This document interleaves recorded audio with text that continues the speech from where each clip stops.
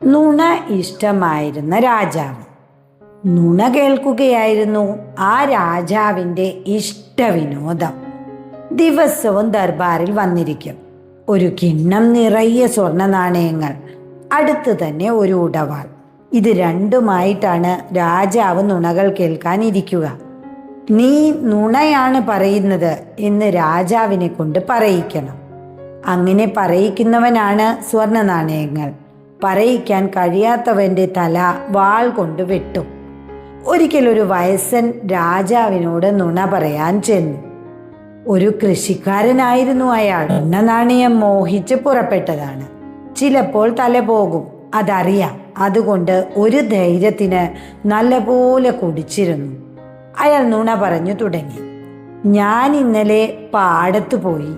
കുതിരയെ അഴിച്ചു വിട്ടപ്പോൾ കുതിര ആടി ആടി 2 പാതിയായി മുറിഞ്ഞു വീണു. അതിലൊരു പാതി ഉറക്കെ കരഞ്ഞു. ഇത് കേട്ടപ്പോൾ സദസ്യർ പറഞ്ഞു, നുണ. പക്ഷേ രാജാവ് പറഞ്ഞു, കൃഷിക്കാരന് ഭയങ്കര ബുദ്ധിയാണ്. അയാൾ വിചാരിച്ചാൽ അങ്ങനെ പലതും നടക്കും. അപ്പോൾ അയാൾ തുടർന്നു. കുതിരയുടെ മറ്റേ പാതിയെടുത്ത് 3-ാം പാതിയുമായി ചേർത്ത് അരക്കുകൊണ്ട് ഒട്ടിച്ചു. ഒപ്പം ഒരു അരളിമരവും അതിൽ വച്ചു. ഉണർന്നപ്പോൾ അരളിമരം ആകാശം മുട്ടെ വളർന്നിരിക്കുന്നു. നുണ, നുണ, സദസ്യർ പറഞ്ഞു. അയാൾ ഭയങ്കര ബുദ്ധിമാനാണ്. അയാൾ വിചാരിച്ചാൽ പലതും നടക്കും. രാജാവ് പറഞ്ഞു. വയസ്സൻ പറഞ്ഞു, അരളിമരം പിടിച്ച് ഞാൻ സ്വർഗത്തിലെത്തിയപ്പോൾ അതാ ദൈവമിരുന്ന് ചീട്ടു കളിക്കുന്നു. അതും ഞാനും ചെയ്യാറുണ്ട്. രാജാവ് പറഞ്ഞു. വയസ്സൻ തുടർന്നു. അവിടെ അലഞ്ഞു തിരിഞ്ഞ് താഴേക്കിറങ്ങി വരാൻ തോന്നിയപ്പോൾ ഞാൻ പിടിച്ചു കയറിയ അരളിമരം കരിഞ്ഞുപോയി. അതുകൊണ്ട് ഞാൻ നക്ഷത്രത്തിൽ ഒരു കയറിട്ട് കൊളുത്തി താഴോട്ടിറങ്ങി. നുണ, നുണ, നുണ, സദസ്യർ ബഹളം വെച്ചു. അയാൾ ബുദ്ധിശാലിയാണ്. അയാൾ അതും അതിനപ്പുറവും ചെയ്യും, രാജാവ് പറഞ്ഞു.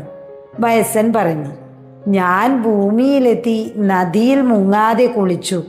അപ്പോഴൊരു ആട്ടിടയൻ കഴുതകളെ മേയ്ക്കുന്നത് കണ്ട് ഞാൻ താണു വണങ്ങി. അപ്പോൾ അയാൾ പറഞ്ഞു, ഞാൻ കഴുത സൂക്ഷിപ്പുകാരനൊന്നുമല്ല കേട്ടോ, രാജാവിൻ്റെ അച്ഛനാണ്. അത് കേട്ടപ്പോൾ രാജാവ് ഉച്ചത്തിൽ പറഞ്ഞു, നുണ. എൻ്റെ അച്ഛൻ കഴുതയെ മേയ്ക്കാൻ പോയിട്ടേയില്ല. അതോടെ വയസ്സൻ പന്തയം ജയിച്ചു. സ്വർണ്ണ നാണയങ്ങളും കൊണ്ട് സന്തോഷത്തോടെ തിരിച്ചുപോയി.